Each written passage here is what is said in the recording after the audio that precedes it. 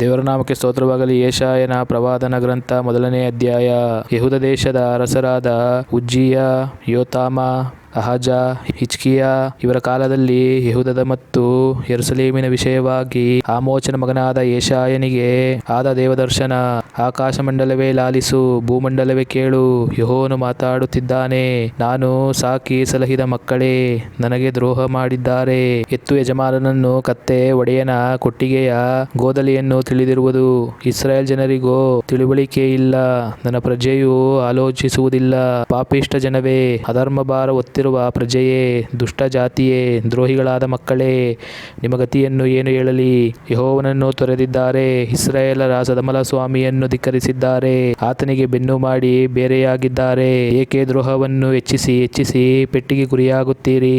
ತಲೆಯೆಲ್ಲ ರೋಗ, ಹೃದಯವೆಲ್ಲ ದುರ್ಬಲ, ಅಂಗಾಲಿನ ನಡುನೆತ್ತಿಯ ತನಕ ಪೆಟ್ಟು, ಬಾಸುಂಡೆ, ಮಾಗದ ಗಾಯಗಳೇ ಹೊರತು ಏನೂ ಸೌಖ್ಯವಿಲ್ಲ. ಅವನು ಹಿಸಕಿ ಮುಚ್ಚಿಲ್ಲ, ಕಟ್ಟಿಲ್ಲ, ಎಣ್ಣೆ ಸವರಿ ಮೃದು ಮಾಡಿಲ್ಲ.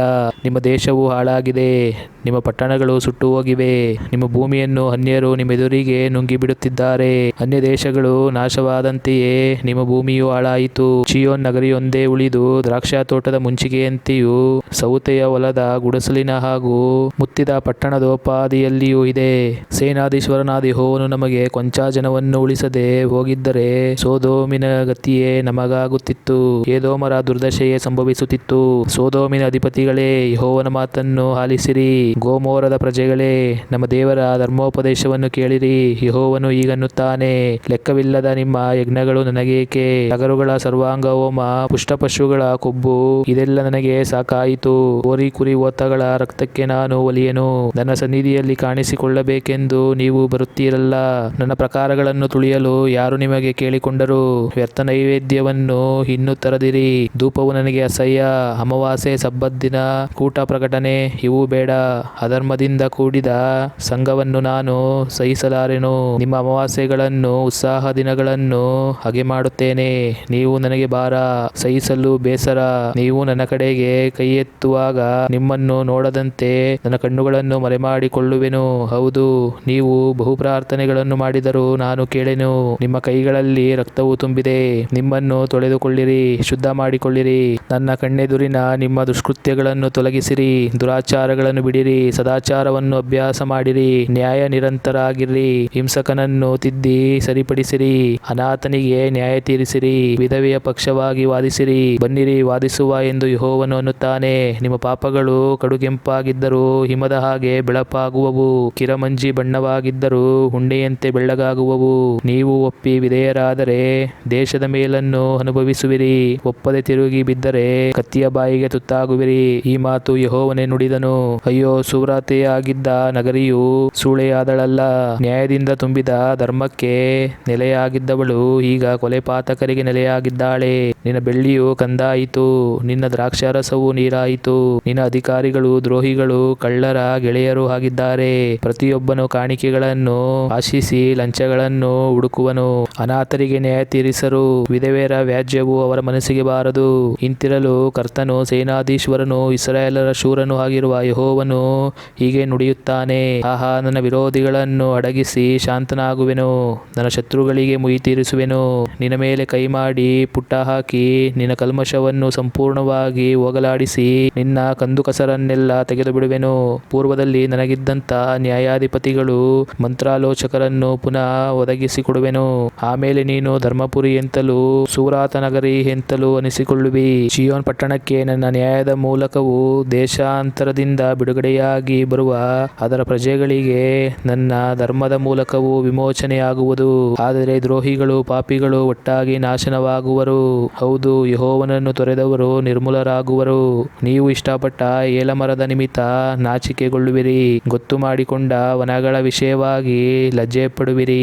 ಎಲೆ ಒಣಗಿದ ಏಲ ಮರದಂತೆಯೂ ಜಲವಿಲ್ಲದ ವನದ ಹಾಗೂ ಇರುವಿರಿ. ನಿಮ್ಮಲ್ಲಿನ ಬಲಿಷ್ಠನೇ ಸೆಣಬಿನ ಗುಂಜು, ಅವನ ಕಾರ್ಯವೇ ಕಿಡಿ. ಎರಡು ಸೇರಿ ಯಾರೂ ನಂದಿಸಲಾರದಂತೆ ಸುಟ್ಟು ಹೋಗುವುದು.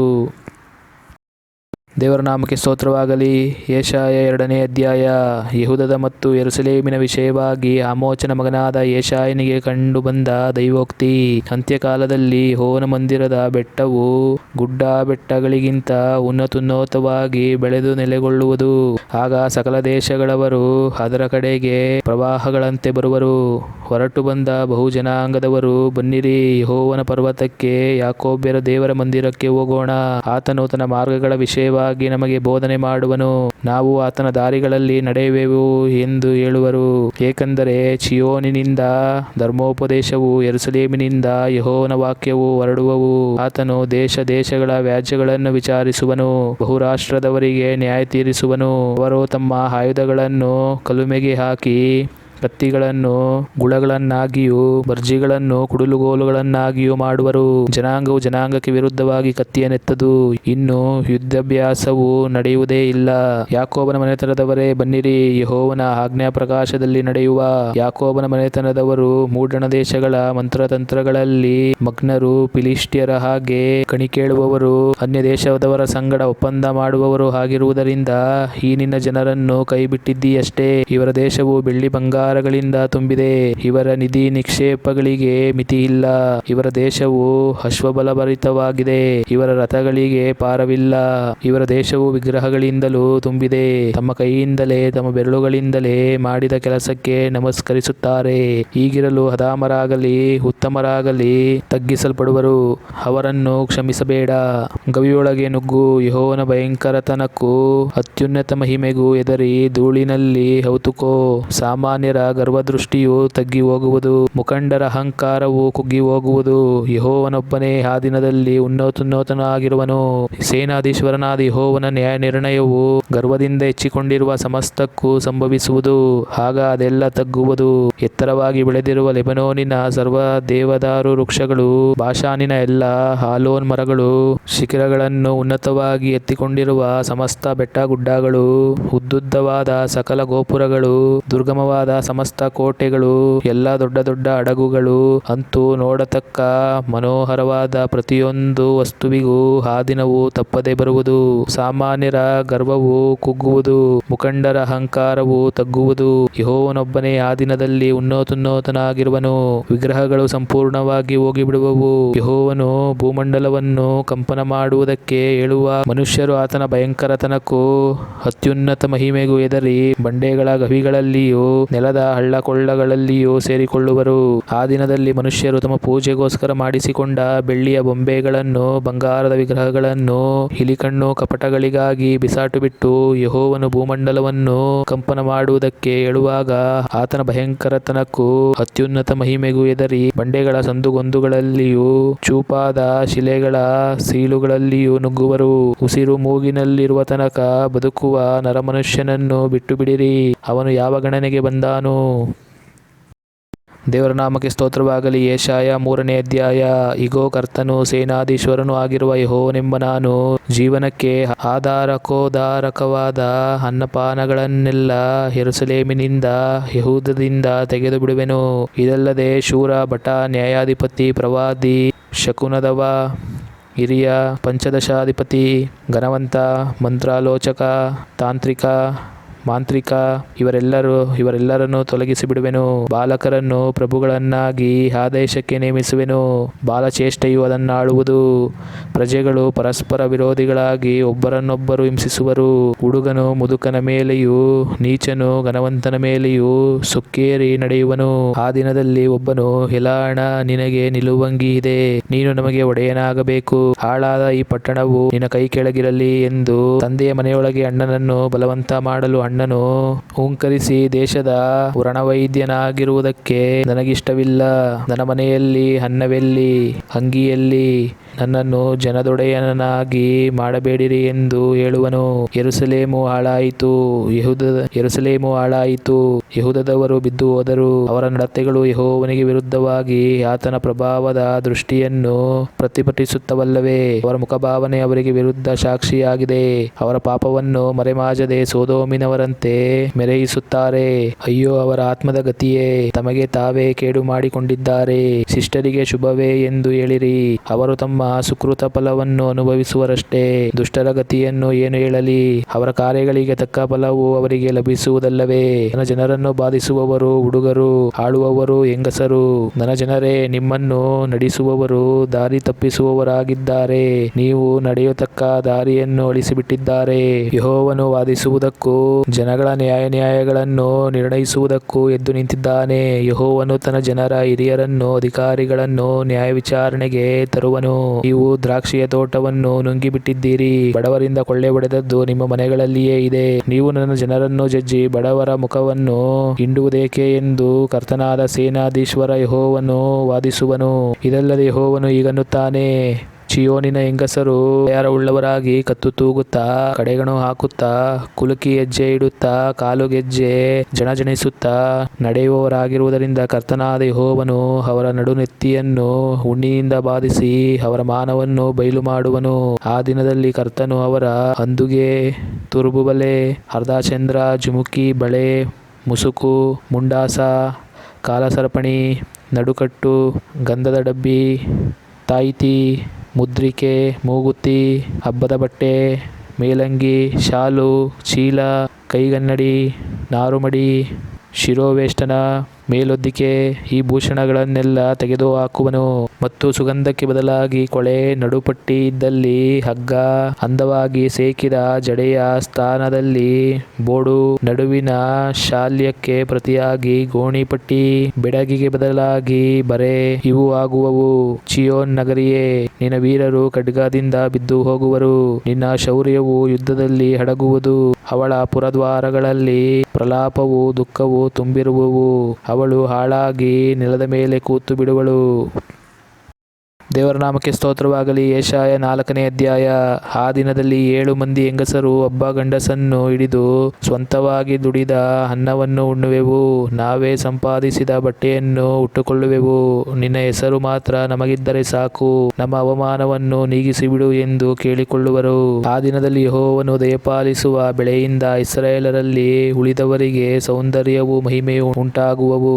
ದೇಶದ ಫಲದಿಂದ ಉನ್ನತಿಯೂ ಭೂಷಣವೂ ಲಭಿಸುವವು. ಮತ್ತು ಚೀಯೋನಿನಲ್ಲಿ ಉಳಿದವರು, ಯೆರೂಸಲೇಮಿನಲ್ಲಿ ನಿಂತವರು ಅಂತೂ ಜೀವಬಾಧೆಯ ಪಟ್ಟಿಯಲ್ಲಿ ಹೆಸರು ಬಿದ್ದ ಯೆರೂಸಲೇಮಿನವರೆಲ್ಲರೂ ದೇವರ ಜನರೆನಿಸಿಕೊಳ್ಳುವರು. ಆಗ ಕರ್ತನಾದ ಯೆಹೋವನು ನ್ಯಾಯತೀರ್ಪಿನ ಆತ್ಮದಿಂದಲೂ ದಹಿಸುವ ಆತ್ಮದಿಂದಲೂ ಚೀಯೋನಿನ ಸ್ತ್ರೀಯರ ಕಲ್ಮಶವನ್ನು, ಯೆರೂಸಲೇಮಿನ ಮಧ್ಯದಲ್ಲಿನ ರಕ್ತವನ್ನು ತೊಳೆದು ಬಿಟ್ಟ ಮೇಲೆ, ಚೀಯೋನ್ ಪರ್ವತದ ಸಂಪೂರ್ಣ ಮಂದಿರದ ಮೇಲೆಯೂ ಅಲ್ಲಿನ ಕೂಟಗಳ ಮೇಲೆಯೂ ಹಗಲಿನಲ್ಲಿ ಧೂಮಮೇಘವನ್ನೂ ഇരുಳಿನಲ್ಲಿ ಪ್ರಜ್ವಲಿಸುವ ಅಗ್ನಿಯ ಪ್ರಕಾಶವನ್ನು ಉಂಟುಮಾಡುವನು. ಈ ಪ್ರಭಾವದ ಮೇಲೆಲ್ಲ ಆವರಣವಿರುವುದು. ಹಗಲಿನ ಬಿಸಿಲಲ್ಲಿ ನೆರಳನ್ನು, ಸಣ್ಣ ದೊಡ್ಡ ಮಳೆಗಳಲ್ಲಿ ಆಶ್ರಯವನ್ನು ಕೊಡುವ ಮಂಟಪವಿರುವುದು. ದೇವರ ನಾಮಕ್ಕೆ ಸ್ತೋತ್ರವಾಗಲಿ. ಯೆಶಾಯ 5ನೇ ಅಧ್ಯಾಯ. ನನ್ನ ಪ್ರಿಯನು ಅವನ ತೋಟವನ್ನು ಕುರಿತು ನನ್ನ ಪ್ರಿಯನ ಒಂದು ಗೀತವನ್ನು ಹಾಡುವೆ, ಕೇಳಿರಿ. ಸಾರಾವತಾದ ಗುಡ್ಡದ ಮೇಲೆ ನನ್ನ ಪ್ರಿಯನಿಗೆ ದ್ರಾಕ್ಷ ತೋಟವಿತ್ತು. ಅವನು ಅದನ್ನು ಅಗತೆ ಮಾಡಿ ಕಲ್ಲುಗಳನ್ನು ತೆಗೆದುಹಾಕಿ ಒಳ್ಳೊಳ್ಳೆ ದ್ರಾಕ್ಷಿಯ ಸಸಿಗಳನ್ನು ನೆಟ್ಟು ಮಧ್ಯದಲ್ಲಿ ಬುರುಜನ್ನು ಕಟ್ಟಿ ದ್ರಾಕ್ಷಿಯ ತೊಟ್ಟಿಯನ್ನು ಕೊರೆಯಿಸಿ ಮಾಡಿಕೊಂಡು, ತೋಟವು ಒಳ್ಳೆ ದ್ರಾಕ್ಷಿ ಹಣ್ಣನ್ನು ಕೊಡುವುದೆಂದು ಎದುರು ನೋಡುತ್ತಿರಲು ಅದು ಹೊಲಸು ಹಣ್ಣನ್ನು ಬಿಟ್ಟಿತು. ಯೆರೂಸಲೇಮಿನ ನಿವಾಸಿಗಳೇ, ಯೆಹೂದದ ಜನರೇ, ಈಗ ನನಗೂ ಆ ತೋಟಕ್ಕೂ ನ್ಯಾಯ ತೀರಿಸಿರಿ. ನನ್ನ ತೋಟದಲ್ಲಿ ಹಿಂದೆ ನಾನು ಮಾಡಿದ್ದಕ್ಕಿಂತ ಇನ್ನೇನು ಮಾಡಬೇಕಾಗಿತ್ತು? ಅದು ಒಳ್ಳೆಯ ದ್ರಾಕ್ಷಿಯನ್ನು ಕೊಡುವುದೆಂದು ನಾನು ನಿರೀಕ್ಷಿಸುತ್ತಿರಲು ಏಕೆ ಹೊಲಸು ಹಣ್ಣನ್ನು ಬಿಟ್ಟಿತು? ನನ್ನ ತೋಟವನ್ನು ಏನು ಮಾಡುವೆನೋ ಈಗ ನಿಮಗೆ ತಿಳಿಸುವೆನು, ಕೇಳಿರಿ. ಅದರ ಬೇಲಿಯನ್ನು ಕೀಳುವೆನು, ದನವು ಅದನ್ನು ಮೇಯ್ದು ಬಿಡುವುದು. ಅದರ ಗೋಡೆಯನ್ನು ಕೆಡವಿ ಹಾಕುವೆನು, ಅದು ತುಳಿದಾಟಕ್ಕೆ ಈಡಾಗುವುದು. ಅದನ್ನು ಹಾಳು ಮಾಡುವೆನು, ಯಾರು ಕುಡಿ ಕತ್ತರಿಸಿ ಅಗತೆ ಮಾಡುವುದಿಲ್ಲ. ಅದರಲ್ಲಿ ಮುಳ್ಳುಗಿಳ್ಳು ಬೆಳೆದು ಹೋಗುವುದು ಮತ್ತು ಅದರ ಮೇಲೆ ಮಳೆ ಸುರಿಸಬಾರದೆಂದು ಮೇಘಗಳಿಗೆ ಅಪ್ಪಣೆ ಮಾಡುವೆನು. ಸೇನಾಧೀಶ್ವರನಾದ ಯೆಹೋವನ ದ್ರಾಕ್ಷಾ ತೋಟವು ಇಸ್ರಾಯೇಲರ ಮನೆತನ. ಯೆಹೂದದ ಜನವೇ, ಆತನ ಇಷ್ಟದ ಗಿಡವೇ. ಆತನು ನ್ಯಾಯವನ್ನು ನಿರೀಕ್ಷಿಸಿದಾಗ ಆಹಾ ಸಿಕ್ಕಿದ್ದು ನರಹತ್ಯವೇ. ಧರ್ಮವನ್ನು ಎದುರು ನೋಡಿದಾಗ ಆಹಾ ದೊರಕಿದ್ದು ಅರಚಾಟವೇ. ಅಯ್ಯೋ, ಮನೆಗೆ ಮನೆಯನ್ನು, ಹೊಲಕ್ಕೆ ಹೊಲವನ್ನು ಸೇರಿಸಿಕೊಳ್ಳುತ್ತಾ ಬಂದ ಇತರರಿಗೆ ಸ್ವಲ್ಪ ಸ್ಥಳವನ್ನು ಬಿಡದೆ ದೇಶದ ಮಧ್ಯದಲ್ಲಿ ತಾವೇ ತಾವಾಗಿ ವಾಸಿಸುವವರ ಗತಿಯನ್ನು ಏನು ಹೇಳಲಿ? ನನ್ನ ಕಿವಿಯಲ್ಲಿ ಸೇನಾಧೀಶ್ವರನಾದ ಯೆಹೋವನ ಒಂದು ಮಾತು ಬಿದ್ದಿತು. ನೋಡಿರಿ, ಸೊಗಸಾದ ಅನೇಕ ದೊಡ್ಡ ಅರಮನೆಗಳು ವಾಸಿಸುವವರೇ ಇಲ್ಲದೆ ಖಂಡಿತವಾಗಿ ಹಾಳಾಗುವವು. ಏಕೆಂದರೆ 10 ಎಕರೆ ಭಾಗಾಗಿಯ ಭೂಮಿಯು 4 ಕೊಳಗದಷ್ಟೇ ದ್ರಾಕ್ಷಾರಸವನ್ನೀಯುವುದು. ಬಿತ್ತಿದ ಒಂದು ಖಂಡ್ಗ ಬೀಜದಿಂದ ಇಕ್ಕಳದವಸವು ಬರುವುದು. ಅಯ್ಯೋ, ಮದ್ಯದ ಗಿಳಿನಿಂದಲೇ ಮುಂಜಾನೆ ಎದ್ದು ಸಂಜೆಯ ಮೇಲೆಯೂ ದ್ರಾಕ್ಷಾರಸದಿಂದ ಅಮಲೇರಿದವರಾಗಿ ಕಾಲ ಕಳೆಯುವವರ ಪಾಡು ಏನು ಹೇಳಲಿ. ಕಿನ್ನರಿ, ವೀಣೆ, ದಮಡಿ, ಕೊಳಲು, ದ್ರಾಕ್ಷಾರಸ ಇವುಗಳೇ ಅವರ ಔತಣಗಳ ಸೊಬಗು. ಯೆಹೋವನ ಕೆಲಸವನ್ನು ಅವರು ಲಕ್ಷಿಸರು, ಆತನ ಹಸ್ತಕಾರ್ಯವನ್ನು ಆಲೋಚಿಸರು. ಆದ ಕಾರಣ ನನ್ನ ಜನರು ಜ್ಞಾನಹೀನರಾಗಿ ಸೆರೆಗೆ ಹೋಗುವುದು ಖಂಡಿತ. ಘನವಂತರು ಹಸಿಯುವರು, ಸಾಮಾನ್ಯರು ಬಾಯಾರುವರು, ಮತ್ತು ಪಾತಾಳವು ಹೆಚ್ಚು ಆತರದಿಂದ ಅಪಾರವಾಗಿ ಬಾಯ್ತೆರೆಯಲು ಅವರ ಮಹಿಮೆ, ಕೋಲಾಹಲ, ಗದ್ದಲ, ಉಲ್ಲಾಸ ಇವೆಲ್ಲ ಅದರೊಳಗೆ ಬಿದ್ದು ಹೋಗುವವು. ಕುಲಹೀನರು ಬೊಗ್ಗುವರು, ಕುಲೀನರು ಕುಗ್ಗುವರು, ಉನ್ನತರ ದೃಷ್ಟಿಯು ತಗ್ಗುವುದು. ಸೇನಾಧೀಶ್ವರನಾದ ಯೆಹೋವನು ನ್ಯಾಯ ತೀರಿಸುವುದರಲ್ಲಿ ಉನ್ನತೋನ್ನತನಾಗಿ ಕಾಣಿಸಿಕೊಳ್ಳುವನು. ಪರಿಶುದ್ಧನಾದ ದೇವರು ಧರ್ಮವನ್ನು ನಡೆಸುವುದರಲ್ಲಿ ಪರಿಶುದ್ಧನೆನಿಸಿಕೊಳ್ಳುವನು. ಪುಷ್ಟರ ಪ್ರದೇಶಗಳು ಹಾಳಾಗಿ ಪಶುಪಾಲಕರಿಗೆ ಜೀವನಕ್ಕಾಗುವವು. ಹುಲ್ಲುಗಾವಲಂತೆ ಕುರಿಗಳು ಅಲ್ಲಿ ಮೇಯುವವು. ಅಯ್ಯೋ, ಆ ಕಾರ್ಯಗಳೆಂಬ ಹಗ್ಗಗಳಿಂದ ಅಪರಾಧ ದಂಡನೆಯನ್ನು, ತೇರನ್ನು ವರಜಿಯಿಂದಲೋ ಎಂಬಂತೆ ಪಾಪದ ಫಲವನ್ನು ತಮ್ಮ ಕಡೆಗೆ ಎಳೆದುಕೊಳ್ಳುತ್ತಾ ಆತನು ತ್ವರೆಪಡಲಿ. ನಾವು ಆತನ ಕೆಲಸವನ್ನು ನೋಡಬೇಕು, ಅದನ್ನು ಬೇಗನೆ ನಡೆಸಲಿ. ಇಸ್ರಾಯೇಲರ ಸದಮಲ ಸ್ವಾಮಿಯ ಉದ್ದೇಶವನ್ನು ನಾವು ತಿಳಿಯಬೇಕು, ಅದು ಸಮೀಪಿಸಿ ಬರಲಿ ಎಂದು ನುಡಿಯುವವರ ದುರ್ವಸ್ಥೆಯನ್ನು ಏನು ಹೇಳಲಿ. ಅಯ್ಯೋ, ಕೆಟ್ಟದ್ದನ್ನು ಒಳ್ಳೆಯದೆಂದು, ಒಳ್ಳೆಯದನ್ನು ಕೆಟ್ಟದ್ದೆಂದು ಬೋಧಿಸಿ, ಕತ್ತಲನ್ನು ಬೆಳಕೆಂದು, ಬೆಳಕನ್ನು ಕತ್ತಲೆಂದು ಸಾಧಿಸಿ, ಕಹಿಯು ಸಿಹಿ, ಸಿಹಿಯು ಕಹಿ ಎಂದು ಸ್ಥಾಪಿಸುವವರ ಗತಿಯನ್ನು ಏನೆಂದು ಹೇಳಲಿ. ಅಯ್ಯೋ, ತಮ್ಮಲ್ಲಿ ತಾವೇ ಜ್ಞಾನಿಗಳೆಂದು, ಸ್ವಂತ ಗಣನೆಯಲ್ಲಿ ವಿವೇಕಿಗಳೆಂದು ಭಾವಿಸಿಕೊಳ್ಳುವವರ ಪಾಡು ಏನು ಹೇಳಲಿ. ಅಯ್ಯೋ, ಸುರಪಾನದಲ್ಲಿ ಶೂರರು, ಮದ್ಯ ಮಿಶ್ರಣದಲ್ಲಿ ಸಾಹಸಿಗಳು ಆಗಿ, ಲಂಚಕ್ಕೋಸ್ಕರ ದೋಷಿಗಳನ್ನು ನಿರ್ದೋಷಿಗಳೆಂದು ತೀರ್ಪು ಮಾಡಿ, ನ್ಯಾಯವಂತರ ನ್ಯಾಯವನ್ನು ಹಾಳು ಮಾಡುವವರ ಗತಿಯನ್ನು ಏನು ಹೇಳಲಿ. ಅವರು ಸೇನಾಧೀಶ್ವರನಾದ ಯೆಹೋವನ ಉಪದೇಶವನ್ನು ನಿರಾಕರಿಸಿ ಇಸ್ರಾಯೇಲರ ಸದಮಲ ಸ್ವಾಮಿಯ ವಾಕ್ಯವನ್ನು ಅಸಡ್ಡೆ ಮಾಡಿದ್ದರಿಂದ ಅಗ್ನಿಯ ನಾಲಿಗೆಗಳು ಒಣಕೂಳೆಯನ್ನು ನುಂಗಿಬಿಡುವ ಹಾಗೂ ಒಣಹುಲ್ಲು ಬೆಂಕಿಯಲ್ಲಿ ಕುಗ್ಗುವಂತೆಯೂ ಅವರ ಬೇರು ಕೊಳೆತು ಅವರ ಹೂ ಧೂಳಾಗಿ ತೂರಿ ಹೋಗುವುದು. ಹೀಗಿರಲು ಯೆಹೋವನು ತನ್ನ ಜನರಲ್ಲಿ ಉರಿಗೊಂಡು ಅವರ ಮೇಲೆ ಕೈ ಎತ್ತಿ ಅವರನ್ನು ಹೊಡೆದು ಬಿಡುವನು. ಆಗ ಬೆಟ್ಟಗಳು ನಡುಗುವವು, ಹೆಣಗಳು ಬೀದಿಗಳಲ್ಲಿ ಕಸವಾಗಿ ಬಿದ್ದಿರುವವು. ಇಷ್ಟೆಲ್ಲ ನಡೆದರೂ ಆತನ ಕೋಪವು ತೀರದೆ ಕೈ ಎತ್ತಿಯೇ ಇರುವುದು. ಆತನು ದೂರದ ಜನಾಂಗದವರಿಗೆ ಗುರುತಾಗಿ ಧ್ವಜವೆತ್ತಿ ಅವರನ್ನು ಭೂಲೋಕದ ಅಂಚಿನಲ್ಲಿಂದ ಸೀಳು ಹಾಕಿ ಕರೆಯುವನು. ಇಗೋ, ತ್ವರೆಪಟ್ಟು ವೇಗವಾಗಿ ಬರುತ್ತಾರೆ. ಅವರಲ್ಲಿ ಯಾರು ಬಳಲಿ ಮುಗರಿಸರು, ಯಾರು ತೂಕಡಿಸಿ ನಿದ್ರಿಸರು. ಅವರ ನಡುಕಟ್ಟು ಬಿಚ್ಚಿಲ್ಲ, ಅವರ ಕೆರದ ಬಾರು ಕಿತ್ತಿಲ್ಲ. ಅವರ ಅಂಬುಗಳು ಮೋನೆಯಾಗಿವೆ, ಬಿಲ್ಲುಗಳು ಬಿಗಿದಿವೆ. ಕುದುರೆಗಳ ದುರಾಸೆಗಳು ಕಲ್ಲಿನಂತಿವೆ, ಚಕ್ರಗಳು ಬಿರುಗಾಳಿಯಂತೆ ರಭಸವಾಗಿವೆ. ಸಿಂಹದಂತೆ ಗರ್ಜಿಸುತ್ತಾರೆ, ಪ್ರಾಯದ ಸಿಂಹಗಳ ಹಾಗೆ ಆರ್ಭಟಿಸುತ್ತಾರೆ. ಗುರುಗುಟ್ಟುತ್ತಾ ಬೇಟೆ ಹಿಡಿದು ಹೊತ್ತುಕೊಂಡು ಹೋಗುತ್ತಾರೆ, ರಕ್ಷಿಸುವವರು ಯಾರೂ ಇಲ್ಲ. ಸಮುದ್ರವು ಬೋರ್ಗರೆಯುವಂತೆ ಆ ದಿನದಲ್ಲಿ ಇವರು ಯೆಹೂದದ ಮೇಲೆ ಗುರುಗುಟ್ಟುವರು. ದೇಶದಲ್ಲಿಯೋ ಆಹಾ, ಅಂಧಕಾರವೂ ವ್ಯಾಕುಲವೂ ತುಂಬಿರುವವು. ಮೋಡ ಕವಿದು ಬೆಳಕು ಕತ್ತಲಾಗುವುದು. ದೇವರ ನಾಮಕ್ಕೆ ಸ್ತೋತ್ರವಾಗಲಿ. ಯೆಶಾಯನು 6ನೇ ಅಧ್ಯಾಯ. ಅರಸನಾದ ಉಜ್ಜೀಯನು ಕಾಲವಾದ ವರ್ಷದಲ್ಲಿ ಕರ್ತನು ಉನ್ನತೋನ್ನತ ಸಿಂಹಾಸನರೂಢನಾಗಿರುವುದನ್ನು ಕಂಡೆನು. ಆತನ ವಸ್ತ್ರದ ನೇರಿಗೆಯು ಮಂದಿರದಲ್ಲೆಲ್ಲ ಹರಡಿತ್ತು. ಆತನ ಸುತ್ತ ಸೆರಾಫಿಯರು ಇದ್ದರು. ಪ್ರತಿಯೊಬ್ಬನು 6 ರೆಕ್ಕೆಗಳುಳ್ಳವನಾಗಿ, 2 ತಮ್ಮ ಮುಖವನ್ನು, 2 ತನ್ನ ಕಾಲುಗಳನ್ನು ಮುಚ್ಚಿಕೊಂಡು, 2 ಬಡಿಯುತ್ತಾ ನೆಲಸೋಕದೆ ನಿಂತಿದ್ದನು. ಆಗ ಒಬ್ಬನು ಮತ್ತೊಬ್ಬನಿಗೆ, ಸೇನಾಧೀಶ್ವರನಾದ ಯೆಹೋವನು ಪರಿಶುದ್ಧನು, ಪರಿಶುದ್ಧನು, ಪರಿಶುದ್ಧನು, ಭೂಮಂಡಲವೆಲ್ಲ ಆತನ ಪ್ರಭಾವದಿಂದ ತುಂಬಿದೆ ಎಂದು ಕೂಗಿ ಹೇಳಿದನು. ಕೂಡಲೇ ಅವನ ಶಬ್ದಕ್ಕೆ ದ್ವಾರದ ಅಸ್ತಿವಾರವು ಕದಲಿತು, ಧೂಮವು ಮಂದಿರದಲ್ಲೆಲ್ಲ ತುಂಬಿತು. ಆಗ ನಾನು, ಅಯ್ಯೋ, ನನ್ನ ಗತಿಯನ್ನು ಏನು ಹೇಳಲಿ. ನಾಶವಾದೆನಲ್ಲ, ನಾನು ಹೊಲಸುತುಟಿಯವನು, ಹೊಲಸುತುಟಿಯವರ ಮಧ್ಯದಲ್ಲಿ ವಾಸಿಸುವವನು. ಇಂಥ ನನ್ನ ಕಣ್ಣುಗಳು ರಾಜಾಧಿರಾಜನನ್ನು, ಸೇನಾಧೀಶ್ವರನಾದ ಯೆಹೋವನನ್ನು ಕಂಡವು ಎಂದು ಕೂಗಿಕೊಳ್ಳಲು, ಸೆರಾಫಿಯರಲ್ಲಿ ಒಬ್ಬನು ಯಜ್ಞವೇದಿಯಿಂದ ತಾನು ತಂಡಾಸದಲ್ಲಿ ಹೊಲದಲ್ಲಿ ತೆಗೆದ ಕೆಂಡವನ್ನು ಕೈಯಲ್ಲಿ ಹಿಡಿದುಕೊಂಡು ನನ್ನ ಬಳಿಗೆ ಹಾರಿ ಬಂದು ನನ್ನ ಬಾಯಿಗೆ ಮುಟ್ಟಿಸಿ, ಇಗೋ, ಇದು ನಿನ್ನ ತುಟಿಗಳಿಗೆ ತಗಲಿತು, ನಿನ್ನ ದೋಷವು ನೀಗಿತು, ನಿನ್ನ ಪಾಪಕ್ಕೆ ಪ್ರಾಯಶ್ಚಿತ್ತವಾಯಿತು ಅಂದನು. ಆಗ ಯಾವನನ್ನು ಕಳುಹಿಸಲಿ, ಯಾವನು ನಮಗೋಸ್ಕರ ಹೋಗುವನು ಎಂಬ ಕರ್ತನ ನುಡಿಯನ್ನು ಕೇಳಿ, ಇಗೋ ನಾನಿದ್ದೇನೆ, ನನ್ನನ್ನು ಕಳುಹಿಸು ಅಂದೆನು. ಅದಕ್ಕೆ ಆತನು, ನೀನು ಈ ಜನರ ಬಳಿಗೆ ಹೋಗಿ, ನೀವು ಕಿವಿಯಾರೆ ಕೇಳಿದ್ದನ್ನು ತಿಳಿಯಬಾರದು, ಕಣ್ಣಾರೆ ಕಂಡರೂ ಗ್ರಹಿಸಬಾರದು ಎಂದು ತಿಳಿಸು. ಕಣ್ಣಿನಿಂದ ಕಂಡು, ಕಿವಿಯಿಂದ ಕೇಳಿ, ಹೃದಯದಿಂದ ಗ್ರಹಿಸಿ ನನ್ನ ಕಡೆಗೆ ತಿರುಗಿಕೊಂಡು ನನ್ನಿಂದ ಸ್ವಸ್ಥತೆಯನ್ನು ಹೇಗೂ ಹೊಂದದ ಹಾಗೆ ಈ ಜನರ ಹೃದಯಕ್ಕೆ ಕೊಬ್ಬೇರಿಸಿ ಕಿವಿಯನ್ನು ಮಂದ ಮಾಡಿ ಕಣ್ಣಿಗೆ ಅಂಟುಬಳಿ ಎಂದು ನನಗೆ ಹೇಳಿದನು. ಅದಕ್ಕೆ ನಾನು, ಕರ್ತನೇ, ಇದು ಎಂದಿನ ತನಕ ಎಂದು ಕೇಳಲು ಆತನು, ಯೆಹೋವನು ಜನರನ್ನು ದೂರ ತೊಲಗಿಸಿ ದೇಶದಲ್ಲಿ ಹಾಳು ಹೆಚ್ಚಿ ಪಟ್ಟಣಗಳು ಜನರಿಲ್ಲದೆ ಮನೆಗಳು ನಿವಾಸಗಳಿಲ್ಲದೆ ಧ್ವಂಸವಾಗಿ ಭೂಮಿಯು ತೀರಾ ಹಾಳಾಗುವ ತನಕ ಹೀಗೆ ಇರುವುದು. ಆಗ ದೇಶದಲ್ಲಿ 10ನೇ 1 ಭಾಗ ಉಳಿದಿದ್ದರೂ ಅದು ಕೂಡ ನಾಶವಾಗುವುದು. ಏಲಾ ಹಲೋನ್ ಮರಗಳನ್ನು ಕಡಿದ ಮೇಲೆ ಅವುಗಳ ಬುಡವು ನೀಲುವ ಹಾಗೆ ದೇವಕುಲವು ಮೋಟು ಬುಡವಾಗಿ ನೀಲುವುದು ಅಂದನು. ದೇವರ ನಾಮಕ್ಕೆ ಸ್ತೋತ್ರವಾಗಲಿ. ಯೆಶಾಯ 7ನೇ ಅಧ್ಯಾಯ. ಯೋತಾಮನ ಮಗನು ಉಜ್ಜೀಯನ ಮೊಮ್ಮಗನು, ಯೆಹೂದದ ಅರಸನೂ ಆದ ಅಹಾಜನ ಕಾಲದಲ್ಲಿ ಅರಾಮ್ಯರ ಅರಸನಾದ ರೆಚೀನ, ರೆಮಾಲ್ಯನ ಮಗನು, ಇಸ್ರಾಯೇಲರ ಅರಸನೂ ಆದ ಪೆಕಾಹ ಎಂಬವರು ಯೆರೂಸಲೇಮಿನ ಮೇಲೆ ದಂಡೆತ್ತಿ ಬಂದರು. ಅದನ್ನು ಜಯಿಸುವುದಕ್ಕೆ ಆಗಲಿಲ್ಲ. ಅರಾಮ್ಯರು ಎಫ್ರಾಯೀಮ್ಯರನ್ನು ಹೊಂದಿಕೊಂಡಿದ್ದಾರೆಂಬ ಸುದ್ದಿಯು ಅರಮನೆಗೆ ಮುಟ್ಟಿದಾಗ ಅರಸನ ಮನವು ಗಾಳಿಯಿಂದ ವನವೃಕ್ಷಗಳು ಅಲ್ಲಾಡುವಂತೆ ನಡುಗಿದವು. ಆಗ ಯೆಹೋವನು ಯೆಶಾಯನಿಗೆ ಹೀಗೆ ಹೇಳಿದನು, ಶೆಯಾರ್ ಯಾಶೂಬನೆಂಬ ನಿನ್ನ ಮಗನನ್ನು ಕರೆದುಕೊಂಡು ಹೋಗಿ ಮಡಿವಾಳರ ಹೊಲದ ಮೇಲೆ ಹೋಗುವ ರಾಜಮಾರ್ಗದಲ್ಲಿ ಮೇಲಿನ ಕೆರೆಯ ಕಾಲುವೆಯ ಕೊನೆಯ ಹತ್ತಿರ ಅಹಾಜನನ್ನು ಎದುರುಗೊಂಡು ಅವನಿಗೆ ಈ ಪ್ರಕಾರ ಹೇಳಬೇಕು, ಜಾಗರೂಕನಾಗಿ ಸುಮ್ಮನಿರು, ಭಯಪಡಬೇಡ. ರೆಚೀನ, ಅರಾಮ್ಯರು, ರೆಮಾಲ್ಯನ ಮಗ ಇವರ ಕೋಪವು ಎಷ್ಟು ಹೆಚ್ಚಿದರೂ ಹೊಗೆಯಾಡುವ ಈ 2 ಮೊಟ್ಟುಗೋಳಿಗಳಿಗೆ ನಿನ್ನ ಹೃದಯವು ಕುಂದದಿರಲಿ. ಅರಾಮ್ಯರು, ಎಫ್ರಾಯೀಮ್ಯರು, ರೆಮಾಲ್ಯನ ಮಗನು ನಿನ್ನ ವಿಷಯವಾಗಿ ದುರಾಲೋಚನೆ ಮಾಡಿ ಯೆಹೂದದ ಮೇಲೆ ದಂಡೆತ್ತಿ ಎದರಿಸಿ ಒಳಗೆ ನುಗ್ಗಿಕೊಂಡು ಹೋಗಿ ಅದರಲ್ಲಿ ಟಾಬೇಲನ ಮಗನಿಗೆ ಪಟ್ಟ ಕಟ್ಟೋಣವೆಂದುಕೊಂಡದ್ದರಿಂದ ಕರ್ತನಾದ ಯೆಹೋವನು ಹೇಳುವುದೇನೆಂದರೆ, ಇದು ನೆರವೇರದು, ಆಗುವುದೇ ಇಲ್ಲ. ಆರಾಮಿಗೆ ಶಿರಸ್ಸು ದಮಸ್ಕಕ್ಕೆ ಶಿರಸ್ಸು ರೆಚೀನನಷ್ಟೇ.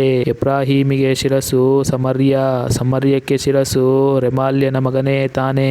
65 ವರ್ಷಗಳೊಳಗೆ ಎಫ್ರಾಯೀಮರು ಭಂಗಪಟ್ಟು ಜನಾಂಗವೆನಿಸಿಕೊಳ್ಳರು. ನಿಮಗೆ ನಂಬಿಕೆಯು ಸ್ಥಿರವಿಲ್ಲದಿದ್ದರೆ ನಿಮಗೆ ಸ್ಥಿರತೆಯೇ ಇಲ್ಲ ಎಂಬುದೇ. ಮತ್ತೆ ಯೆಹೋವನು ಆಹಾಜನಿಗೆ, ನಿನ್ನ ದೇವರಾದ ಯೆಹೋವನಿಂದ ಒಂದು ಗುರುತನ್ನು ಕೇಳಿಕೋ, ಅದು ಪಾತಾಳದಷ್ಟು ಆಳದಲ್ಲಿದ್ದರೂ ಮೇಲಣ ಲೋಕದಷ್ಟು ಎತ್ತರದಲ್ಲಿದ್ದರೂ ಕೇಳಿಕೋ ಎಂದು ಹೇಳಿದನು. ಆಗ ಆಹಾಜನು, ನಾನು ಕೇಳಿಕೊಳ್ಳುವುದೇ ಇಲ್ಲ, ಯೆಹೋವನನ್ನು ಪರೀಕ್ಷಿಸುವುದಿಲ್ಲ ಅಂದನು. ಅದಕ್ಕೆ ಯೆಶಾಯನು ಹೀಗೆ ಹೇಳಿದನು, ದಾವೀದನ ಮನೆತನದವರೇ ಕೇಳಿರಿ, ಮನುಷ್ಯರನ್ನು ಬೇಸರಗೊಳಿಸುವುದು ಅಷ್ಟು ದೊಡ್ಡದಲ್ಲವೆಂದೆಣಿಸಿ ನನ್ನ ದೇವರನ್ನು ಬೇಸರಗೊಳಿಸುವಿರಾ? ಇದರಿಂದ ಕರ್ತನು ತಾನೇ ನಿನಗೆ ಒಂದು ಗುರುತನ್ನು ಕೊಡುವನು. ಇಗೋ, ಒಬ್ಬ ಕನ್ನಿಕೆಯು ಗರ್ಭಿಣಿಯಾಗಿ ಮಗನನ್ನು ಹಡೆದು ಅವನಿಗೆ ಇಮ್ಮಾನುವೇಲ್ ಎಂದು ಹೆಸರಿಡುವಳು. ಅವನು ಕೆಟ್ಟದ್ದು ಬೇಡ, ಒಳ್ಳೆಯದು ಬೇಕು ಅನ್ನುವಷ್ಟು ಬಲ್ಲವನಾಗುವಾಗ ಮೊಸರನ್ನು ಜೇನುತುಪ್ಪವನ್ನು ತಿನ್ನುವನು. ಆ ಮಗುವು ಕೆಟ್ಟದ್ದು ಬೇಡ, ಒಳ್ಳೆಯದು ಬೇಕು ಅನ್ನುವಷ್ಟು ಬಲ್ಲವನಾಗುವುದರೊಳಗೆ ಯಾವ 2 ರಾಜರಿಗೆ ನೀನು ಹೆದರಿ ನಡುಗುತ್ತೀಯೋ ಅವರ ದೇಶವು ನಿರ್ಜನವಾಗುವುದು. ಮತ್ತು ಯೆಹೂದದಿಂದ ಎಫ್ರಾಯೀಮು ಅಗಲಿದನಿಂದ ಈಚೆಗೆ ಸಂಭವಿಸಿದ ದುಷ್ಕಾಲವನ್ನು ಯೆಹೋವನು ನಿನ್ನ ಮೇಲೂ ನಿನ್ನ ಪ್ರಜೆಯ ಮೇಲೂ ನಿನ್ನ ತಂದೆಯ ಮನೆತನದ ಮೇಲೆಯೂ ಬರಮಾಡುವನು. ಆ ದುಷ್ಕಾಲವು ಅಶೂರದ ಅರಸೆ. ಆ ಕಾಲದಲ್ಲಿ ಐಗುಪ್ತದ ನದಿಗಳ ಕಟ್ಟಕಡೆಯಲ್ಲಿನ ಅಶೂರ್ ದೇಶದ ತುಂಬಿಗಳು ಬರಲೆಂದು ಯೆಹೋವನು ಸೀಳು ಹಾಕುವನು. ಅವೆಲ್ಲ ಬಂದು ಕಾಡಿದಾಗ ಡೊಂಗರಗಳಲ್ಲಿಯೂ ಬಂಡೆಗಳ ಸಂದುಗೊಂದುಗಳಲ್ಲಿಯೂ ಎಲ್ಲಾ ಮುಳ್ಳು ಪೊದೆಗಳಲ್ಲಿಯೂ ಗೋಮಾಳಗಳಲ್ಲಿಯೂ ಮುತ್ತಿಕೊಳ್ಳುವವು. ಆಗ ಕರ್ತನು ಯುಫ್ರೇಟಿಸ್ ನದಿ ಆಚೆಗಿರುವ ಶೂರದ ರಾಜನೆಂಬ ಬಾಡಿಗೆ ಕ್ಷೌರದ ಕತ್ತಿಯಿಂದ ಯೆಹೂದದ ತಲೆಯನ್ನು ಕಾಲಕೂದಲನ್ನು ಬೋಳಿಸುವನು. ಅದು ಗಡ್ಡವನ್ನು ಸಹ ತೆಗೆದು ಬಿಡುವುದು. ಆ ಕಾಲದಲ್ಲಿ ಯಾವನೇ ಆಗಲಿ ಹಸುವಿನ ಕಡಸನ್ನು 2 ಕುರಿಗಳನ್ನು ಸಾಕಿ ಅವು ಕರೆಯುವ ಹೆಚ್ಚು ಹಾಲಿನಿಂದ ಮೊಸರನ್ನು ತಿನ್ನುವನು. ದೇಶದಲ್ಲಿ ಉಳಿದ ಪ್ರತಿಯೊಬ್ಬನು ಮೊಸರು ಜೇನುಗಳನ್ನೇ ಉಂಡು ಗಳಿಸಿಕೊಂಡು ಜೀವಿಸುವನು. ಆಗ 1000 ರೂಪಾಯಿ ಬೆಲೆಯ ಸಹಸ್ರ ದ್ರಾಕ್ಷೆಯ ಬಳ್ಳಿಗಳು ಬೆಳೆಯುವ ಪ್ರತಿಯೊಂದು ಪ್ರದೇಶದಲ್ಲಿಯೂ ಮುಳ್ಳುಗಿಲ್ಲು ಮುಚ್ಚಿಕೊಂಡು ಹೋಗುವುದು. ದೇಶವೆಲ್ಲ ಮುಳ್ಳು ಪೊದೆಯಾಗಿರುವುದರಿಂದ ಜನರು ಬಿಲ್ಲು ಬಾಣಗಳೊಡನೆ ಸಂಚರಿಸುವರು. ಗುದ್ದಲಿಯಿಂದ ಹಗತೆ ಮಾಡುತ್ತಿದ್ದ ಯಾವ ಗುಡ್ಡಕ್ಕೂ ನೀನು ಮುಳ್ಳು ಕಂಪೆಗಳಿಗೆ ಅಂಜಿ ಬರಲಾರದೆ ಇರುವಿ. ಅದು ದನಗಳನ್ನು ಬಿಡುವುದಕ್ಕೂ ಕುರಿಗಳು ತುಳಿದಾಡುವುದಕ್ಕೂ ಎಡೆಯಾಗುವುದು. ದೇವರ ನಾಮಕ್ಕೆ ಸ್ತೋತ್ರವಾಗಲಿ. ಯೆಶಾಯ 8ನೇ ಅಧ್ಯಾಯ.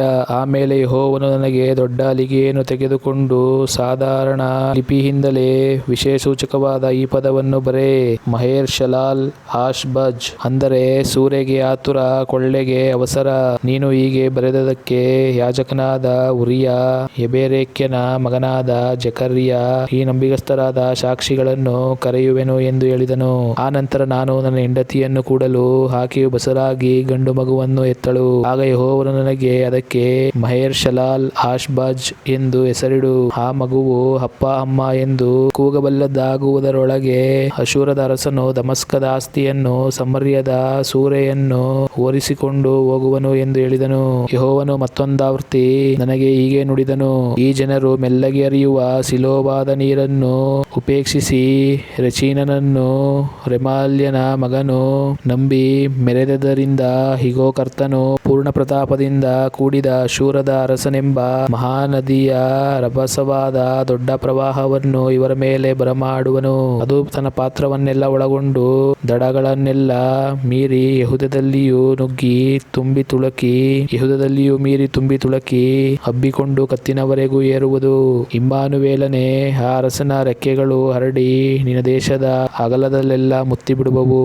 ಜನಾಂಗಗಳೇ, ಭಂಗಪಡಿಸಿರಿ, ನೀವು ಭಂಗಪಡುವಿರಿ. ಪ್ರದೇಶೀಯರೇ, ಕಿವಿಗೊಡಿರಿ, ನಡುಕಟ್ಟಿರಿ, ಭಂಗಪಡುವಿರಿ. ಹೌದು, ನಡುಕಟ್ಟಿರಿ, ಭಂಗಪಡುವಿರಿ.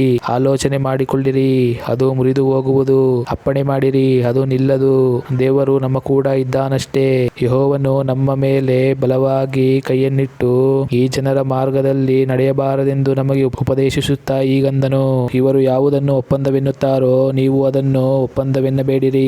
ಇವರು ಯಾವುದಕ್ಕೆ ಹೆದರುತ್ತಾರೋ ನೀವು ಅದಕ್ಕೆ ಹೆದರಬೇಡಿರಿ, ನಡುಗಬೇಡಿರಿ. ಸೇನಾಧೀಶ್ವರನಾದ ಯೆಹೋವನನ್ನೇ ಪ್ರತಿಷ್ಠೆ ಪಡಿಸಿರಿ, ಆತನಿಗೆ ಹೆದರಿಕೊಳ್ಳಿರಿ, ನಡುಗಿರಿ. ಆತನು ಆಶ್ರಯವಾಗುವನು. ಆದರೆ ಇಸ್ರಾಯೇಲಿನ 2 ಮನೆತನಕ್ಕೆ ಎಡವುವ ಕಲ್ಲು, ಮುಗ್ಗರಿಸುವ ಬಂಡೆಯು ಯೆರೂಸಲೇಮಿನ ನಿವಾಸಿಗಳಿಗೆ ಬಲೆಯೂ ಬೋನು ಆಗುವುದು. ಅವರಲ್ಲಿ ಅನೇಕರು ಎಡವಿ ಬಿದ್ದು ಭಂಗವಾಗುವರು, ಬೋನಿಗೆ ಸಿಕ್ಕಿ ವಶವಾಗುವರು. ಬೋಧನೆಯನ್ನು ಕಟ್ಟಿಡು, ನಿನ್ನ ಶಿಷ್ಯರೊಳಗೆ ಉಪದೇಶವನ್ನು ಮುಚ್ಚಿ ಮುದ್ರಿಸು. ಯಾಕೋಬನ ಮನೆತನದವರಿಗೆ ಮುಖವನ್ನು ಮರೆಮಾಡಿಕೊಂಡಿರುವ ಯೆಹೋವನಿಗಾಗಿ ನಾನು ಕಾದುಕೊಂಡು ಎದುರು ನೋಡುತ್ತಿರುವೆನು. ಆಹಾ, ನಾನು ನನಗೆ ಯೆಹೋವನು ದಯಪಾಲಿಸಿರುವ ಮಕ್ಕಳು ಚೀಯೋನ್ ಪರ್ವತದಲ್ಲಿ ವಾಸವಾಗಿರುವ ಸೇನಾಧೀಶ್ವರನಾದ ಯೆಹೋವನಿಂದುಂಟಾದ ಗುರುತುಗಳಿಗಾಗಿಯೂ ಅದ್ಭುತಗಳಾಗಿಯೂ ಇಸ್ರಾಯೇಲರ ಮಧ್ಯದಲ್ಲಿದ್ದೇವೆ. ಲೋಚಗುಟ್ಟುವ, ಪಿಟಿಪಿಟಿಗುಟ್ಟುವ ಪ್ರೇತ ವಿಚಾರಕರನ್ನು, ಬೇತಾಳಿಕರನ್ನು ಆಶ್ರಯಿಸಿರಿ ಎಂದು ಒಂದು ವೇಳೆ ನಿಮಗೆ ಹೇಳಾರು. ಜನರು ತಮ್ಮ ದೇವರನ್ನೇ ಆಶ್ರಯಿಸಬಾರದೋ? ಜೀವಿತರಿಗಾಗಿ ಸತ್ತವರಲ್ಲಿ ವಿಚಾರಿಸುವುದು ಯುಕ್ತವೋ? ದೇವರ ಉಪದೇಶವನ್ನು, ದೇವರ ಬೋಧನೆಯನ್ನು ವಿಚಾರಿಸುವ ಎಂದು ಅವರು ಹೇಳದಿದ್ದರೆ ಅವರಿಗೆ ಎಂದಿಗೂ ಬೆಳಕಾಗುವುದಿಲ್ಲ. ಅವರು ಘೋರ ಕಷ್ಟಗಳೊಳಗಾಗಿ ಹಸಿದುಕೊಂಡು ದೇಶದಲ್ಲಿ ಅಲೆಯುವರು. ಹಸಿದಾಗ ರೇಗಿಕೊಂಡು ತಮ್ಮ ರಾಜನನ್ನು, ತಮ್ಮ ದೇವರನ್ನು ಶಪಿಸುವರು. ಮೇಲಕ್ಕೆ ಕಣ್ಣೆತ್ತಿದರೂ, ಭೂಮಿಯನ್ನು ದೃಷ್ಟಿಸಿದರೂ, ಇಗೋ, ಇಕ್ಕಟ್ಟೆಂಬ ಕತ್ತಲು, ಸಂಕಟವೆಂಬ ಅಂಧಕಾರವು ಕವಿದುಕೊಂಡಿರುವುದು. ಕಾರ್ಗತ್ತಲೆಗೆ ತಳ್ಳಲ್ಪಡುವರು, ಆದರೆ ಸಂಕಟಪಟ್ಟ ದೇಶಕ್ಕೆ ಅಂಧಕಾರವಿನ್ನಿಲ್ಲ. ದೇವರ ನಾಮಕ್ಕೆ ಸ್ತೋತ್ರವಾಗಲಿ. ಯೆಶಾಯ 9ನೇ ಅಧ್ಯಾಯ. ಪೂರ್ವಕಾಲದಲ್ಲಿ ಜೆಬುಲೂನ್ ಮತ್ತು ನಫ್ತಾಲಿ ಸೀಮೆಗಳನ್ನು ಆತನು ಅವಮಾನಕ್ಕೆ ಗುರಿ ಮಾಡಿದನು. ಆ ನಂತರದಲ್ಲಿ ಯೋರ್ದಾನಿನ ಆಚೆ ಸೀಮೆ, ಸಮುದ್ರದ ಕಡೆಗಿರುವ ಸೀಮೆ, ಅನ್ಯ ಜನಾಂಗಗಳಿರುವ ಗಲಿಲಾಯ ಸೀಮೆ, ಈ ಪ್ರಾಂತವನ್ನೆಲ್ಲ ಘನಪಡಿಸಿದ್ದಾನೆ. ಕತ್ತಲಲ್ಲಿ ಸಂಚರಿಸಿದ ಜನರಿಗೆ ದೊಡ್ಡ ಬೆಳಕು ಕಾಣಿಸಿತು. ಕಾರ್ಗತ್ತಲಾದ ದೇಶದಲ್ಲಿದ್ದವರಿಗೆ ಪ್ರಕಾಶವು ಹೊಳೆಯಿತು. ನೀನು ಪ್ರಜೆಗಳನ್ನು ವೃದ್ಧಿಗೊಳಿಸಿದ್ದಿ, ಅವರಿಗೆ ಸಂತೋಷವನ್ನು ಹೆಚ್ಚಿಸಿದ್ದಿ. ಸುಗ್ಗಿ ಕಾಲದಲ್ಲಿ ಜನರು ಹರ್ಷಿಸುವ ಹಾಗೂ ಕೊಳ್ಳೆಯನ್ನು ಹಂಚಿಕೊಳ್ಳುವವರು ಹೆಚ್ಚಳ ಪಡುವ ಹಾಗೂ ನಿನ್ನ ಮುಂದೆ ಆನಂದಿಸುತ್ತಾರೆ. ಅವರಿಗೆ ಭಾರವಾದ ನೊಗವನ್ನು, ಬೆನ್ನನ್ನು ಹೊಡೆದ ಕೋಲನ್ನು, ಬಿಟ್ಟಿ ಹಿಡಿದವನ ದೊಣ್ಣೆಯನ್ನು, ಮಿದ್ಯಾನಿನ ನಾಶದಿಂದ ದಿನದಲ್ಲಿ ಮುರಿದು ಬಿಟ್ಟಂತೆ ಮುರಿದು ಬಿಟ್ಟಿದ್ದಿ. ಯುದ್ಧದ ಗದಲದಲ್ಲಿ ತುಳಿದಾಡಿದವರೆಲ್ಲರ ಮೆಟ್ಟುಗಳು, ರಕ್ತದಲ್ಲಿ ಹೊರಳಾಡಿದ ಉಡುಪುಗಳು ಅಗ್ನಿಗೆ ಆಹಾರವಾಗಿ ಸುಟ್ಟು ಹೋಗುವವು. ಒಂದು ಮಗು ನಮಗಾಗಿ ಹುಟ್ಟಿದೆಯಷ್ಟೇ, ವರದ ಮಗನು ನಮಗೆ ದೊರೆತನು, ಆಡಳಿತವು ಅವನ ಬಾಹುವಿನ ಮೇಲಿರುವುದು. ಅದ್ಭುತ ಸ್ವರೂಪನು, ಆಲೋಚನಾಕರ್ತನು, ಪರಾಕ್ರಮಿಯಾದ ದೇವರು, ನಿತ್ಯಾನಂದ ತಂದೆ, ಸಮಾಧಾನ ಪ್ರಭು ಎಂಬುವು ಅವನ ಹೆಸರು. ಅವನ ಮುಖಾಂತರ ದಾವಿದನ ಸಿಂಹಾಸನದ ಆಡಳಿತವು ಅಭಿವೃದ್ಧಿಯಾಗುವುದು. ದಾವಿದನ ರಾಜ್ಯದಲ್ಲಿ ನಿತ್ಯ ಸಮಾಧಾನವಿರುವುದು. ಆ ರಾಜ್ಯವು ಇಂದಿನಿಂದ ಯಾವಾಗಲೂ ನೀತಿ ನ್ಯಾಯದ ಮೂಲಕ ಸ್ಥಾಪಿತವಾಗಿ ಸ್ಥಿರಗೊಳ್ಳುವುದು. ಸೇನಾಧೀಶ್ವರನಾದ ಯೆಹೋವನ ಅನುಗ್ರಹವು ಇದನ್ನು ನೆರವೇರಿಸುವುದು. ಕರ್ತನು ಯಾಕೋಬ್ಯರಿಗೆ ವಿರುದ್ಧವಾಗಿ ಒಂದು ಮಾತನ್ನು ಹೇಳಿ ಕಳುಹಿಸಿದನು, ಅದು ಇಸ್ರಾಯೇಲರಿಗೆ ತಗಲಿತು. ಇಟ್ಟಿಗೆಗಳು ಬಿದ್ದು ಹೋದವು, ಹೋಗಲಿ, ಕೆತ್ತಿದ ಕಲ್ಲಿನಿಂದ ಕಟ್ಟುವೆವು. ಹತ್ತಿ ಮರಗಳು ಕಡಿಯಲ್ಪಟ್ಟವು, ಇರಲಿ, ದೇವದಾರುಗಳನ್ನು ಹಾಕುವೆವು ಎಂದು ಗರ್ವದಿಂದ ಉಬ್ಬಾಟೆಯಿಂದಲೂ ಹೇಳಿಕೊಳ್ಳುವ ಎಫ್ರಾಯೀಮರು, ಸಮಾರ್ಯದ ನಿವಾಸಿಗಳು, ಇವರೆಲ್ಲರೂ ಆ ಮಾತು ಗೊತ್ತಾಗುವುದು. ಯೆಹೋವನು ರೆಚೀನನ ವೈರಿಗಳನ್ನು ಅವರಿಗೆ ವಿರುದ್ಧವಾಗಿ ಹೆಚ್ಚಿಸಿದ್ದಾನೆ. ಅವರ ಮುಂದೆ ಅರಾಮ್ಯರನ್ನು, ಅವರ ಹಿಂದೆ ಫಿಲಿಷ್ಟಿಯರನ್ನು, ಅಂತೂ ಅವರ ಶತ್ರುಗಳನ್ನೆಲ್ಲ ಎಬ್ಬಿಸಿದ್ದಾನೆ. ಇವರು ಇಸ್ರಾಯೇಲರನ್ನು ಬಾಯ್ದೆರೆದು ನುಂಗಿದ್ದಾರೆ. ಇಷ್ಟೆಲ್ಲ ನಡೆದರೂ ಆತನ ಕೋಪವು ತೀರದೆ ಕೈ ಎತ್ತಿಯೇ ಇದೆ. ಹೀಗಿದ್ದರೂ ಆ ಜನರು ತಮ್ಮನ್ನು ಹೊಡೆದಾತನ ಕಡೆಗೆ ತಿರುಗಿಕೊಳ್ಳಲೂ ಇಲ್ಲ, ಸೇನಾಧೀಶ್ವರನಾದ ಯೆಹೋವನನ್ನು ಸೇವಿಸಲೂ ಇಲ್ಲ. ಆದ ಕಾರಣ ಯೆಹೋವನು ಇಸ್ರಾಯೇಲಿನ ತಲೆಬಾಲಗಳನ್ನು, ತಾಲತೃಣಗಳನ್ನು ಒಂದೇ ದಿನದಲ್ಲಿ ಕಡಿದು ಬಿಟ್ಟಿದ್ದಾನೆ. ಘನ ಹೊಂದಿದ ಹಿರಿಯನೇ ತಲೆ, ಸುಳ್ಳು ಬೋಧನೆ ಮಾಡುವ ಪ್ರವಾದಿಯೇ ಬಾಲ. ಈ ಜನರನ್ನು ನಡೆಸುವವರು ದಾರಿ ತಪ್ಪಿಸುವವರಾಗಿದ್ದಾರಷ್ಟೇ, ನಡೆಸಲ್ಪಟ್ಟವರು ನಾಶವಾಗುತ್ತಾರೆ. ಹೀಗಿರಲು ಕರ್ತನು ಅವರ ಯೌವನಸ್ಥರಲ್ಲಿ ಉಲ್ಲಾಸಿಸನು, ಅವರಲ್ಲಿನ ಅನಾಥರನ್ನು, ವಿಧವೆಯರನ್ನು ಕರುಣಿಸನು. ಪ್ರತಿಯೊಬ್ಬನು ಭ್ರಷ್ಟನೂ ದುಷ್ಟನೂ ಆಗಿದ್ದಾನೆ, ಎಲ್ಲರ ಬಾಯಿಯೂ ನೀಚವಾಗಿ ಮಾತಾಡುತ್ತದೆ. ಎಷ್ಟು ದಂಡಿಸಿದರೂ ಆತನ ಕೋಪವು ತೀರದೆ ಕೈ ಎತ್ತಿಯೇ ಇದೆ. ದುಷ್ಟತನವು ಬೆಂಕಿಯಂತೆ ಉರಿದು ಮುಳ್ಳುಗಿಳ್ಳನ್ನು ನುಂಗಿ ಅರಣ್ಯದ ಪೊದೆಗಳನ್ನು ಹತ್ತಿಕೊಳ್ಳಲು ಅವು ಹೊಗೆಯಾಗಿ ಸುತ್ತಿಕೊಂಡು ಮೇಲಕ್ಕೆ ಏರುತ್ತವೆ. ಸೇನಾಧೀಶ್ವರನಾದ ಯೆಹೋವನ ಕೋಪದ್ರೋಹದಿಂದ ದೇಶವು ಸುಟ್ಟು ಹೋಗಿದೆ. ಪ್ರಜೆಯು ಅಗ್ನಿಗೆ ಆಹುತಿಯಾಗಿದೆ. ಅಣ್ಣನು ತಮ್ಮನನ್ನು ಕರುಣಿಸನು. ಬಲಗಡೆಯಲ್ಲಿರುವುದನ್ನು ಕಿತ್ತುಕೊಂಡು ತಿಂದರೂ ಹಸಿದೇ ಇರುತ್ತಾರೆ, ಎಡಗಡೆಯಲ್ಲಿರುವುದನ್ನು ಉಂಡರೂ ತೃಪ್ತಿಗೊಳ್ಳರು. ಒಬ್ಬೊಬ್ಬನು ತನ್ನ ತೋಳಿನ ಮಾಂಸವನ್ನು ತಿನ್ನುತ್ತಾನೆ. ಮನಸ್ಸೆಯು ಎಫ್ರಾಯೀಮು ಮನಸ್ಸೆಯನ್ನು ತಿಂದು ಬಿಡುತ್ತದೆ. ಈ ಎರಡು ಯುದ್ಧಕ್ಕೆ ವಿರುದ್ಧವಾಗಿ ಇಷ್ಟೆಲ್ಲ ನಡೆದರೂ ಆತನ ಕೋಪವು ತೀರದೆ ಕೈ ಎತ್ತಿಯೇ ಇದೆ. ದೇವರ ನಾಮಕ್ಕೆ ಸ್ತೋತ್ರವಾಗಲಿ. ಯೆಶಾಯ 10ನೇ ಅಧ್ಯಾಯ.